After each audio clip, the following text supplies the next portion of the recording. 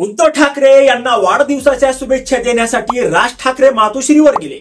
उद्धव ठाकरेंना शुभेच्छा दिल्यानंतर राज ठाकरेंनी 25 मिनिटे त्यांच्यासोबत चर्चा केली आणि बाळासाहेबांच्या खोलीत जात त्यांच्या आसनाला अभिवादन केलं।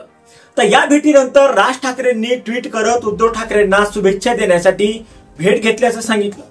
मात्र त्यांनी वापरलेल्या एका शब्दामुळे उपमुख्यमंत्री एकनाथ शिंदे यांच्या पक्षातील अनेक नेते आता धास्तावले आहेत।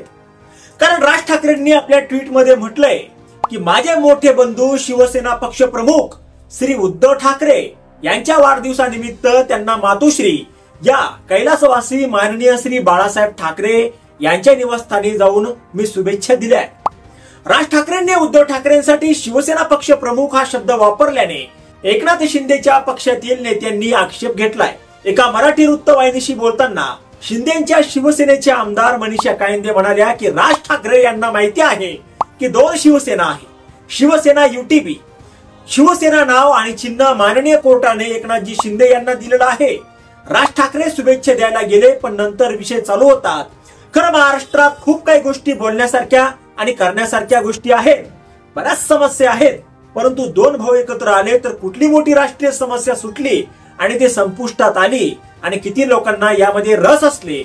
5 जुलैला लोकांनी पाहिलाय सोळा, आता पुन्हा शिळ्याकडीला ऊत आणून त्यात चर्चा करण्यासारखं काहीही नाहीये।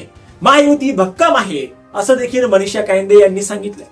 आता राज ठाकरे यांच्याकडून उद्धव ठाकरेंचा शिवसेना पक्ष प्रमुख म्हणून उल्लेख करत एकनाथ शिंदेची कोंडी केल्याचं चित्र आहे।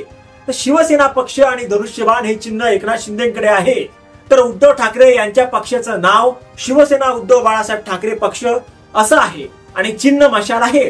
तरी सुद्धा राज यांनी शिवसेना प्रमुख असा उल्लेख करत शिवसेना उद्धव ठाकरेंचीच असल्याचं सूचित केल्याचं मानलं जातं। महापालिका निवडणुकीत ठाकरे बंधूची युती झाली तरी खऱ्या शिवसेनेच्या मुद्द्यावर राज ठाकरे एकनाथ शिंदेंना टार्गेट करण्याची देखील आता शक्यता आहे। आता यावर तुम्हाला काय वाटतं, तुमचं मत कमेंट बॉक्स मध्ये लिहायला अजिबात विसरू नका। व्हिडिओ आवडला असेल तर जास्तीत जास्त शेअर करा आणि आतापर्यंत मराठी जनता आपण आपल्या या चॅनलला सबस्क्राईब जर केलेलं नसेल तर चॅनलला सबस्क्राईब करा।